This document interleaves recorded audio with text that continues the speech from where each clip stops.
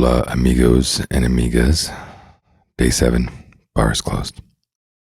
1 week seemed like it's a mile marker, but it just seems like day 7. And I suppose it's good news that I have to keep looking back at the tracks to count the days because I'm already kind of losing them. So that feels good. Highlight of this whole thing right now is I ate an apple. I mean, I've actually eaten 2 now, 1 last night and 1 today. And I was, as you know, I got started at midnight last night, which was so cool, sliding into home base. And then basically went down to the kitchen. I was hungry.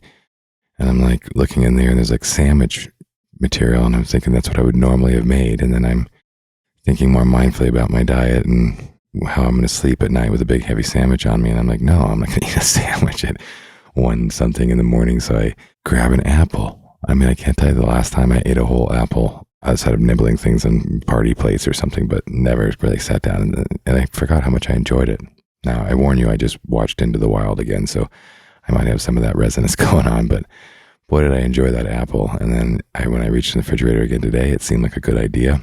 So now there's apple land going on with potential fruit exploration in my future, which is way cool because I know that's better for my body. And I have always kind of had issues with eating anyway. And actually, on that note, I kind of recognize profoundly how much alcohol has been a food suppressant for me. So I got to unpack that one a little bit later, but for good or for bad. But yeah, apple land. And I've been eating well, actually, or eating more all week and having a true appetite, hunger, which I don't really typically have, which is odd, but that's me. What else? Let's see. This will kind of lead us into actually, I think what I wanted to kind of speak most to tonight was I now have this complete and utter curiosity as to what are the dynamics or the parameters of which allow my dog Tahoe to decide where he is going to take his dump for the day. He sniffs it out and it has to be the exact spot. And I wouldn't have known this really. I mean, I thought about it and it's been kind of funny and awkward, but on a walk, you can kind of guess that it's other dogs and all these things. And then he just, has to move the energy around and get himself moving and eventually he'll feel it and that's it. So I've kind of resigned myself to that. But now being up here in the mountains, we can't go out at night to go take our evening walks when he has to take a dump. And he's very clear to me. I mean, that's the one thing we understand about each other clearly is when he has to take a shit, I know it, right? So he makes sure I know it. He's very cool most of the other time about he wants attention all the time, but he's not up in your face. But when he has to take a dump, he's up in your face. So I got that going for me that we have that relationship. So we're out there all the time. But now it's like you can get eaten by wild cats and run into a bear. And we just don't need that in our life at the moment. So I've had to figure out this new experiment with kind of going out into the yard and just walking around the yard a little bit for him to go out. And I literally use the word poo-poo since he was a kid. So it's kind of funny. So I'm like, go poo-poo. It's ridiculous. I hate to admit it on a microphone, but it's happening. Sometimes I'm pissed about it because it's freezing cold or it's snowing. And it's like, geez, all you have to do is go out and take your dump. That's all we have to get done. But he honestly has a smell science where he has to maneuver around all these spots and find it. And he'll even go back and think, well, maybe that's the spot. And then nope, that's not. And then moves on and boom. And then all of a sudden it's like, it just stops on a dime. There's no halfway he just stops, arches, perfect arch, and bam, makes this thing happen. So that has now become a curiosity, believe it or not. I know I'm never going to find out the solution to it, but it just it's going to make me wonder forever. But it kind of walks us into what I really am feeling at this moment about my sobriety is, I went to a concert last night at the Wyoming Sheridan College, beautiful venue.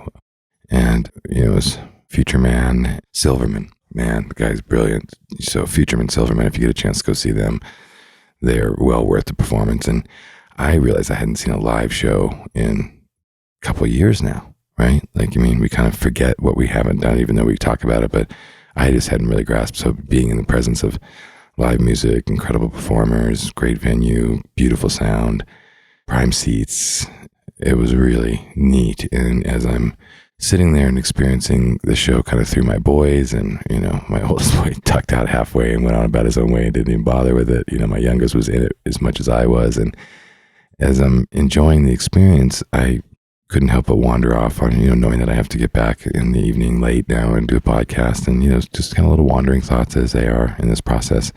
And one of them was, if there would have been a concession there and, and I would have given myself permission to drink, I would have certainly drank. Like I would have gotten a wine or two, obviously because I think it would have made the performance or my experience better. That's one thing. And then, that there wasn't a concession there. And this is not me craving alcohol. I've craved a drink maybe 5 times in this process so far, 5 or 6, kind of, a drink would be good right now. So I'm not suggesting I've had no cravings, but I haven't had a lot. But the behavior is what I was paying attention to. So I would have definitely drank to make the performance better. And, now that there's nothing to drink anyway, and I'm not drinking, so I'm sitting there and I'm realizing, okay, well, I don't need to get a drink. I don't need a drink to make it better. I'm here. I'm in the performance. It doesn't get any better than this.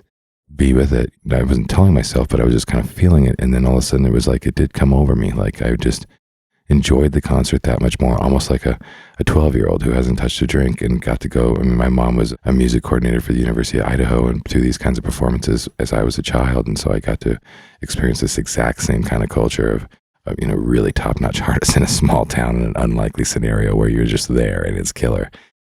And so I just felt 12 again. Like I didn't want to go home and go to bed, so here we are. And it was just the most delightful experience. It was just from the first concert again to being totally sober, to being totally present is really what it comes down to, and in no hurry to do or be anywhere else. And so then that carried into the evening as I came home and kind of went through the process that we went through last night to get the podcast done. And then after the podcast, I felt so relieved and kind of so still that I found myself not, I had plenty of little things I wanted to kind of wrap up at the evening or whatever, morning. But I just kind of laid there and just stared at my stone walls and the art, where they were placed, and the books, and kind of took inventory. And I felt this tremendous stillness. And then in the serendipity of that, the last song of Silverman, Future Man Silverman, was this whole like really what we need most right now, and his peace and quiet. That was like their last song of the set, their encore. And so it was just like, all of a sudden, it felt like, nothing is necessarily serendipitous in my world. It's all, it's all sign. It makes make meaning out of just about everything, good or bad. So, all of a sudden I'm sitting there, I'm enjoying the heck out of this experience. I'm still, I'm present, I'm slower. I'm now eating an apple. I'm totally enjoying complete and utter no permission to drink, so I can be that much more of a sober father and just be kind of aware of the weather and what's coming in, and just this newfound permission, if you will, from my others. It's like higher mind, lower mind, maybe. I don't know. I haven't come up with the titles of the duality yet, but this other being, this sober being, gave me permission to just enjoy the quiet. Just chill the fuck out. That's it for tonight.